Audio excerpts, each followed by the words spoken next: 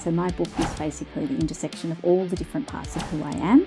And a lot of people who have read my book, who are doctors, who are female, or who are from a similar cultural background, have really found that they were able to connect with a lot of the stories that I spoke about within that book. You know, all the online stores, as well as in some of the major bookstores like Readings, for example, Amazon, they can purchase the book as well. When you are raising children, children are generally raised by a village. Yeah. Generally, there is a time frame between 4 and 6 months that we will introduce solids based on the child's age and how they are developing. So some children are more ready for solids than others. If a mum is feeling depressed, it's always a good idea to, that's again, having a good support network. So making sure that we support mums is really, really important. So if you're struggling with, you know, symptoms of postpartum depression, feeling sad, not being able to do as much as you normally love, it would be a good idea to chat to your doctor so that they can best support the mum having symptoms of postpartum depression, to have a chat with their doctor so that they can get support from the doctor, from the psychologist, from their family as well, which is really important. I think women need to be very well supported by all members of their family when raising children, because it's something that we should be doing together. The newborns need a lot more sleep, like close to 16 hours of sleep per day. And then when children get a bit older, they need a bit less sleep. It really does depend on the age. When children are getting closer to that 18-year-old age, that's when they can have that 8 to 10 hours sleep, depends on the person. Generally, kids who are under the age of 2, we recommend no screen time, except for things like video chatting with family, for example. And then children who are under the age of 5, 1 hour of recreational screen time per day is what's maximum recommended. And then children over the age of 5, and this includes adults as well, generally 2 hours of recreational screen time. So that does not include homework. So that's the typical recommendations per day. Doctors don't get sick as often as other people. Eating flavored yogurt has the same benefit as plain yogurt. Depends on the yogurt. Okay. Hello everyone, welcome to our very first episode of Connect with Sara. It's me, Sara, and one more special guest we have here today, Dr. Sara Arachi, and she is highly experienced general pediatrician and author of Brown Female Doctor and editor of The Art of Pediatric Medicine and Beyond the Evidence Base. Let's welcome her on the show. Welcome on the show, Sara. We are really excited to having you here today. Thanks, Sarah. It's lovely to be here. Thanks for having me. Thank you. And so where are we going to start? So let me ask you about your journey into pediatrics. I chose medicine because I really wanted to make a difference to the community. And pediatrics itself was a specialty that I chose because I love kids and I love working with families, and, you know, really gives me a lot of joy to care for families and kids. And I guess the pathway to pediatrics, you know, involved a lot of training, different hospitals. In terms of my journey to becoming an author, you know, I really wanted to tell my story, you know, how I grew up in Australia, my pathway through medicine, and then the training pathway into pediatrics, but also what it's like to, you know, live in two different cultures. So the culture of being Sri Lankan at home, but then the culture of being Australian outside of the home, and how that blended together, and sharing some patient stories, people I learnt from. So I really wanted to sort of bring that out into the community, and it's been really well received. So I think I have two aspects. One is the doctor side of me, and then the other one is the writer. So it's something I try and do both because I enjoy the joy of both of, you know, those particular careers. Yeah, that's interesting. So I want to ask you this one, especially about the title of the book. Where does this comes from, Brown Female Doctor? So I chose that specific title, Sarah, because Brown Female Doctor was looking at the different intersections of who I am. So I'm proud of my culture, I'm proud of my heritage, and that's sort of where the brown came from, how I refer to myself, but talking about the culture, about the music, the food, the people, my family back home in Sri Lanka, and how much that was important, even though I grew up in Australia.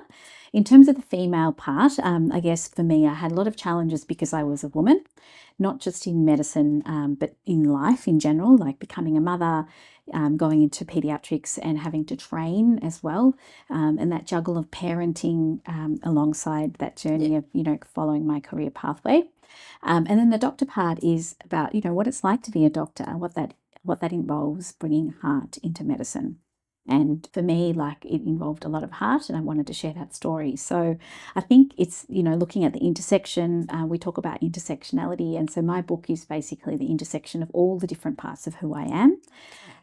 And a lot of people who have read my book, who are doctors, who are female, or who are from a similar cultural background, have really found that they were able to connect with a lot of the stories that I spoke about within that book. Okay, that's really interesting. So we would love to hear more about the book.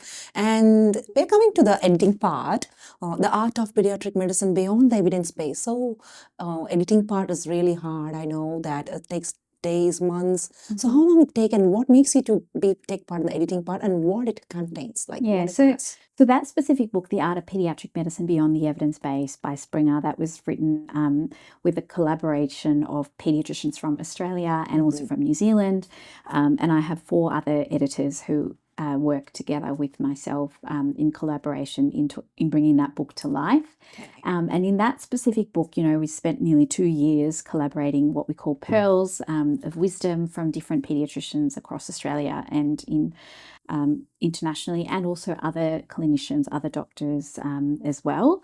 So it involved long hours of, reading people's chapters and editing those things and looking at the evidence base for that, as well as particular pearls that we thought would be relevant for pediatric practice. And again, it's a book that's been very well received by the medical community. Wow, that's really interesting. Yeah, you're getting more day by day interesting things and facts, and reading more about medicines, and you've been into everything in medicine area. So have you ever left it somewhere? I don't think so.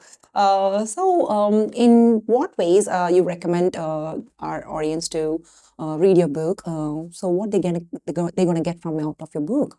Yeah, so like the book itself is available on, all the online stores, as well as in some of the major bookstores like Readings, for example. Amazon, they can purchase the book as well. And I think from reading the book, so it inspires different generations. So there's the generation of the current working women, for example, where they may be able to draw parallels between my journey and their journey, and that may give them some kind of validation with what they've gone through. For the younger generation, for the younger kids that are growing up, I think it would help to inspire them in order to sort of find their own pathway and their own journey. And knowing that it doesn't, for me, I think one of the main messages is it doesn't matter what your cultural background is, that we are all finding, our own journey, and that sense of that third culture kid, which I often talk about in my book, which is where you're blending 2 cultures. So the culture that you have from your family background, and then the culture that you have from living in Australia, and blending the 2 to make what we call a third culture kid. Wow. So a lot of people feel like they struggle with that challenge of that, living in 2 different worlds. And what I try and write about is that you shouldn't be afraid of having both, and that can be part of who you are. Okay, that's really interesting. So that's what makes us to get the book very soon. I'm sure I'm going to read this very soon this week. So I'll let you know how was the experience. Do you find any that people are getting a lot of education because we have using social medias and so many things are here and around? So are the parents are really educated every year, or they are still on the same line when it comes to raising a children? I think parenting changes with time, Sarah. So like the times of when we were younger, we didn't have devices, we didn't have TV. We had TV, but we didn't have, the kind of TV that we have now, like with the Netflix and all the different things that you can just watch whenever you want, right? We didn't have the internet when we were growing up. And so the parenting back when I was growing up was very different to what it is now. And I think that journey changes based on the time that you're living in. And people generally learn parenting from their own parents. It's something that you learn, So I think it depends on how you were brought up, in how you raise your kids. Yeah. So when you speak about education, I think the education comes from how you were raised. That's good. But recent days, we can see all the social medias and so many platforms are there to teach us like how to raise a kids, and we can see the random events coming up for every month, how to do the parenting, Yes. and here and there the workshops going on. So, where is the best resource that parents can follow, and where do they get from the proper information? Yeah, look, I really love a website called the Raising Children's Network, which has got great parenting advice written by experts, and it's got most of the topics, the different age groups, different ages and stages.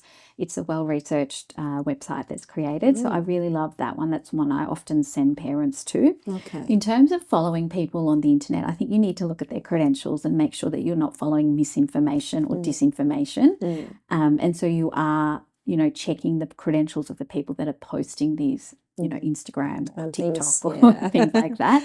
And I think like with the parenting trend, it doesn't matter about other people's trends. You have to do what's right for you as a parent, not what other people tell you, because every single child is different and we need to tailor our parenting to the child. Yeah. I think one of the things that people struggle with when they're having a newborn is knowing what to do, like trying to find the right answers for, looking after their newborn babies. And I always tell parents that you always need to find support. Support networks are the most important, So you have the maternal and child health nurse that visits you. You have a mother's group or a parent group that you can join where you can share stories and share your struggles and things like that. So I think when you say common mistake, is trying to do it alone and not having that community behind you.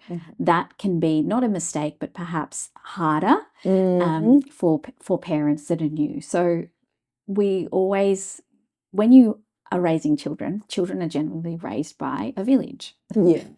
So we all need our village, and I think that's something that parents should lean on because it will make them better parents, and also it will make them feel less lonely. Yeah, you're right.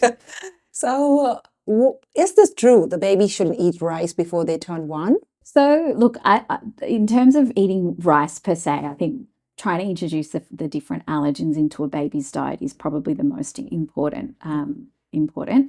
And generally, there is a time frame between 4 and 6 months that we will introduce solids based on the child's age and how they are developing. So some children are more ready for solids than others. And rice is not necessarily something that we would say no to. So the child has to be able to eat. So 6 to 8 months, for example. I mean, a lot of rice cereals you can introduce between 4 and 6 months as well. And so that's probably a myth of you can't have rice. So, by introducing all types of foods earlier could help us to save the kids from allergies. Many parents often ask about this, but what's your term of insights about this? Yeah, so typically we try and introduce foods between 4 and 6 months to reduce the risk of developing an allergy. Children may develop an allergy and it's an individual reaction. So by introducing foods early, what we know is it may help to reduce the risk of them developing an allergy. So we should try and introduce all the food groups as early as possible. So not waiting till they're close to 1. So one of the things that we do avoid though is something like honey, which there's a risk of botulism with honey. So we say after 1 you can introduce honey, but generally with everything else you can introduce it. So honey plays major role in this. Actually, from south part of India, I'm from south part of India, so we do give the honey on. Sometimes the people go in very first day of the child is born with a drop of honey with the water. So or the sugar, the sugar mixed with water. They have a drop of sugar water. Is that good or bad? I'm still thinking about that. So this is honey per se from the honey bees. Yeah, so that's the honey that we try and avoid because there's a risk of infant botulism that you can get from honey. Okay, what about the sugar water?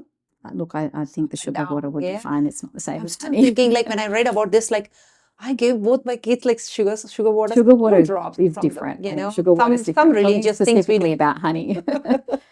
Okay. The next thing is postpartum. The postpartum and the stress and the lack of support. How much can it affect a baby's development if the mom is under the depression?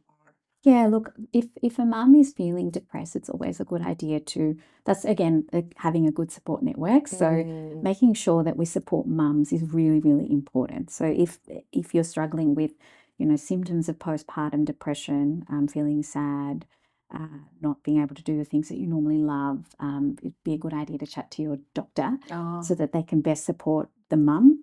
When mum is feeling stressed, it may affect how she's feeding, bonding, etc. with baby. And so it is good to have that, that support for the baby because it's hard. It's hard becoming a new mum and it's hard with all the, the different hormonal challenges that happen during pregnancy, after pregnancy.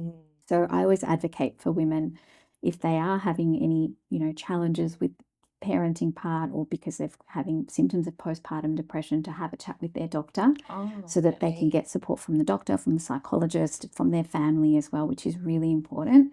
I think women need to be very well supported by all members of their family when raising children, because it's something that we should be doing together. So from where the family can get to know about that the woman is in depression? Because sometimes it seems to be she's enjoying her life with the baby and sleeping and non-sleep days and ups and downs. She finds like happy sometimes, but still they are in depression and postpartum blues. Yeah. So can you please tell us about like how we can find out exactly they are in the depression? So I think if you're not enjoying the things that you normally would enjoy, if you're not eating enough, if your sleep has dropped off, there are certain questionnaires that, again, your doctor can do specifically looking for depression. So if you're not feeling like yourself, like you're not enjoying, bonding with your baby, if you are feeling sad a lot of the time, it's a good idea to chat to your doctor so that they can do a thorough evaluation to make sure that, if you do, have depression, that can be treated and help the woman. So I think, basically if you're not feeling like yourself and it doesn't feel right, then it's a good idea to chat to your doctor so you can get that support. Even just talking to a psychologist, around 70% of women roughly will experience postpartum blues, which happen in that first 2 weeks of life, babies being born. But if they continue to have symptoms where they're feeling quite low, then that's a key to making sure that they are seeing their doctor and getting that support. Because if you're breastfeeding, for example, it can affect your supply. If you're not getting enough sleep, you can feel like you're having like a low mood as well. So there's a lot of things that can be done, focusing on nutrition, sleep, support as well. It's not easy having a newborn baby that's waking up quite frequently, and then that sleep exhaustion itself can make women, it can make anyone feel depressed if you're not getting enough sleep, right? So especially the husbands, they don't know when she's in depression mode, so they want to check all the time, are you okay? Then she say randomly, yeah, I'm okay, but they're not really okay behind the door. So that's the main question. So here, so then the other thing, if a mom is busy, can dad give the same emotional support, or do kids need both parents present? And how much time do they really need with us? Well, parenting should be shared. So definitely the father or the mother, or if you've got two mums or two dads even, it's important that the parenting is shared. So two parents looking after the child. So I think that, yes, if one's away at work, then the other one can take balance it. Yeah, the balancing the thing. Yeah, absolutely. Kids need to, there are people who are single parents as well, right? And so for them, it's much more of a challenge going through parenting journey itself. So yes, it can be done for sure, but it is much harder. And if people have two parents, then they should share the load. Yeah, of course. For sure. So this is the main question of this part of baby and development. So is daycare is a good option for baby? Look, I feel like, again, as I mentioned before, the village, it takes a village to raise a child, and women have a lot of commitments. They have work commitments. They have to go back to work.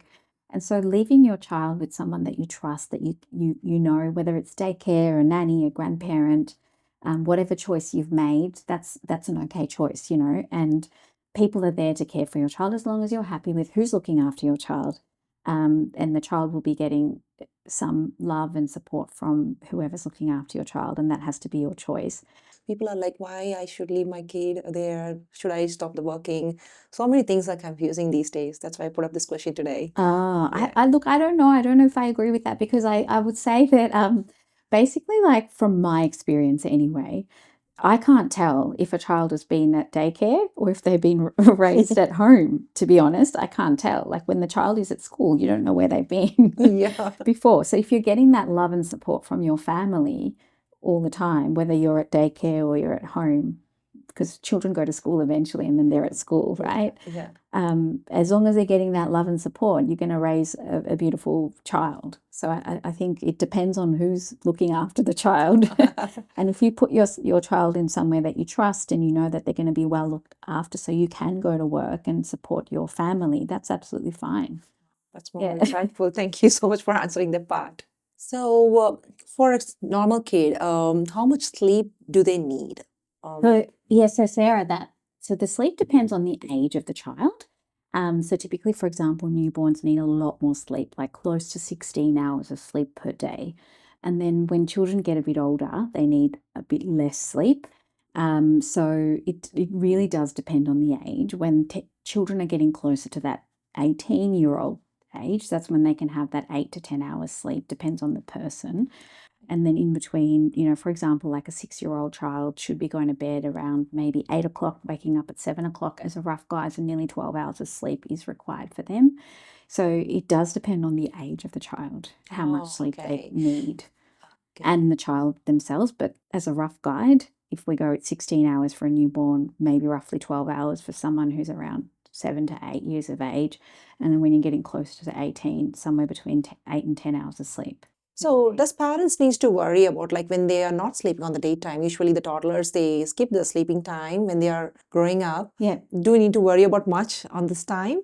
So with the naps, you're talking about the naps specifically, right? So with a nap, what we're trying to do is we try and have a nap for children around until about 4 years of age, and then the naps will disappear. And the naps disappear because otherwise it's going to make it harder for them to go to sleep at night, right? So the naps help to regulate, emotions and behaviors, because children can get tired towards the end of the day. But as they get older, they do need less sleep. And then we're trying to get them to bed somewhere between 7 and 8 o'clock at night. So we don't want them napping in the afternoon as they get older, because it will make it harder to get them to go to bed in the evening. So this section is very more highlighted topics these days. Asian parenting have a separate style of co-sleeping with the kids. So appreciated one, like we all did that with until we grew up, until 15, 16, 17, we all sleep all in one room. So is it recommendable or it's not recommendable?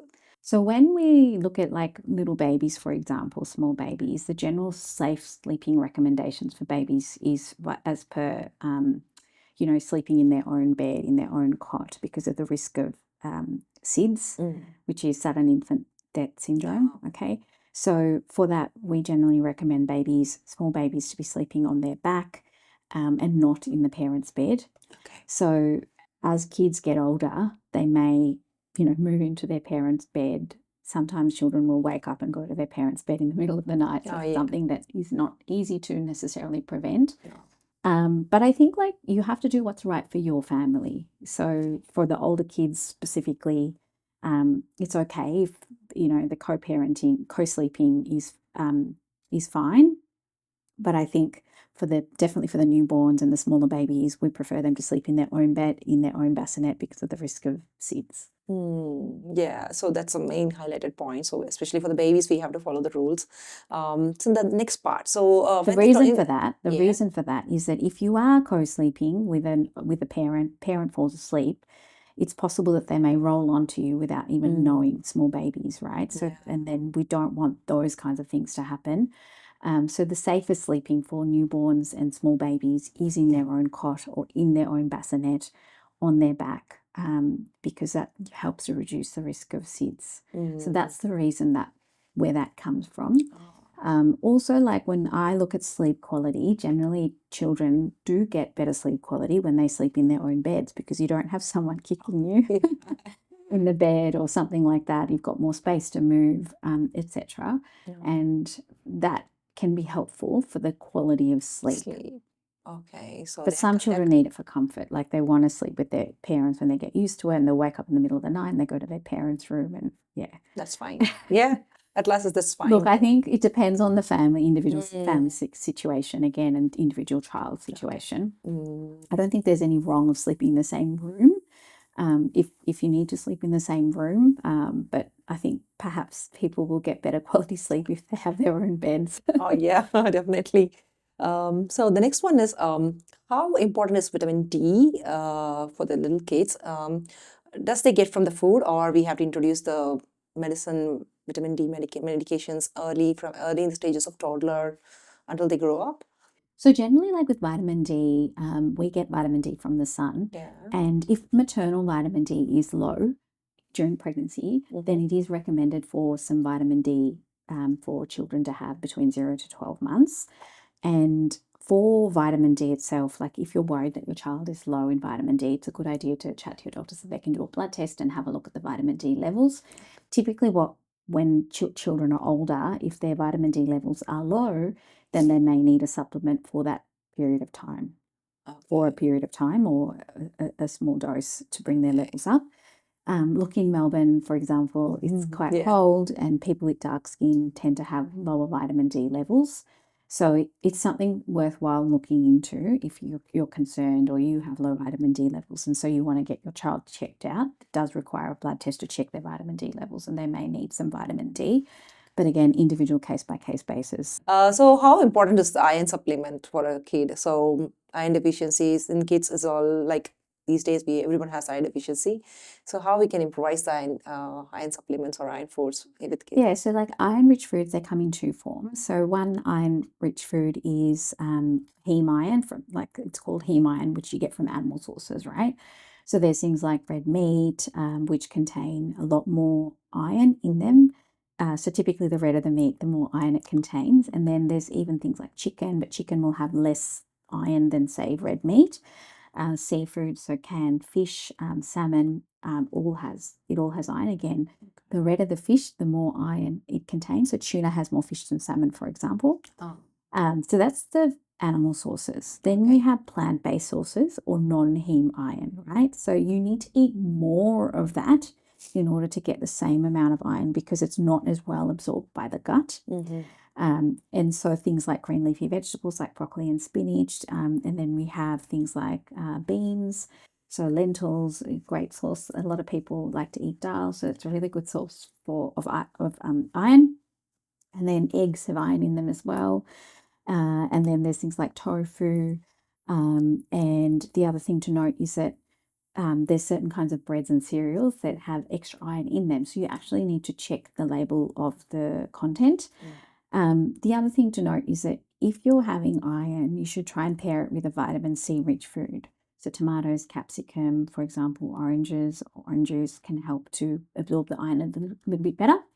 And then also avoiding things like tea or coffee around meal times because they contain a product called tannins, which can reduce or inhibit the absorption of iron. So that's one way to get iron into foods. Generally, we don't recommend supplements for kids unless they are iron deficient. And if they're iron deficient, then they need to have a specific medication to treat that iron deficiency.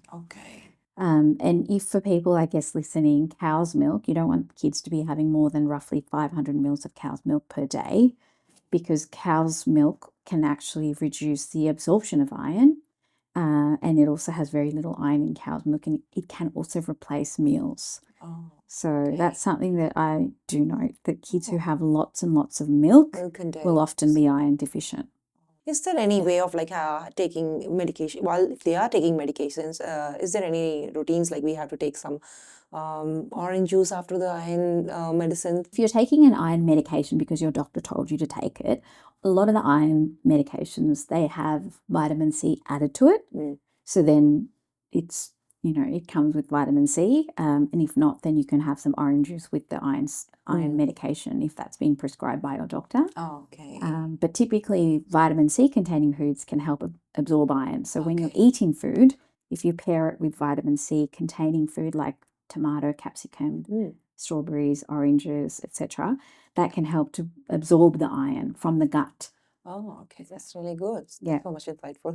There's plenty of things about iron and vitamin D.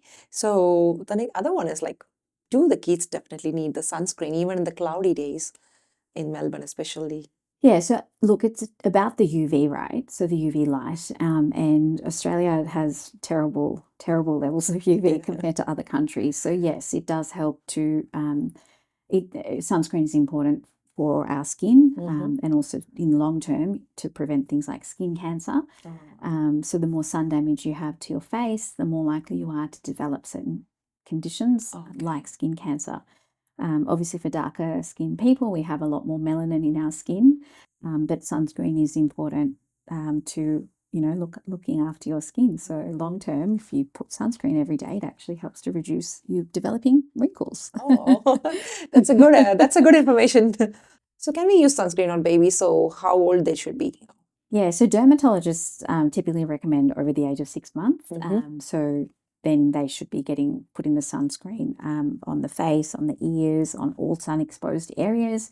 Australia has really bad UV light, so I would be putting sunscreen on even if you have dark skin. So it's a good idea to wear sunscreen in Australia. People from South Asia, we don't have the habit of having sunscreen all the day. Yeah. But once after stepping into the Melbourne, we always have these doubts whether it's a sunny day or it's going to rainy day. Yeah. So we have to apply even if it's not a sunny day. We have to apply sunscreen. Yeah, it depends on the UV light. Okay. And there are apps that you can get on your phone which tells you the level of the UV light. But generally, if you're stepping outside, it's a good idea for your children, especially on hot days in the summertime, to be wearing sunscreen to protect their skin. Okay. So the other one, how important is outdoor play for a kid? Very important. Yeah. So it's like most of the time we spend outdoor. Our childhood is like that. Absolutely. We are spending most of the time outdoor, never at indoor. Yes. Here now it's like more than 80% everything is indoor. So just 10 to 15% of thing like if there is any sport play, soccer or like hockey, whatever it is, they have to go outside. Apart from this, they all have the entertainments inside the house. So how long a child should spend outdoor in a day, and especially with summer or winter, whatever it is, how much you can recommend? Well, I think like you need to have roughly 30 minutes to an hour of exercise per day for young children, right? So about an hour per day would be great. But going outside is not just about, it makes them feel good. They're playing outside, being around nature and doing things that's off screens. It's always a good idea for kids to be doing things that stimulate their mind. Kids are constantly growing, developing, and they need a lot of stimulation. And outside, it's like free stimulation for the brain. So, riding your bike, going to the park, playing with friends outside, kicking a ball. There's so many activities that they can do outside that helps different parts of their development. And again, depending on the child's age as well. So if they're older, taking the dog for a walk around the block would be a good idea to get the exercise in, not just for them, but also for the dog. Yeah. And then playing with other kids outside, playing hide and seek, so many games that they can play these days that's off the screen. Yeah. So I'm a strong advocate for outdoor play. Oh, yeah, that's for sure. Yeah, every parent has to follow this one.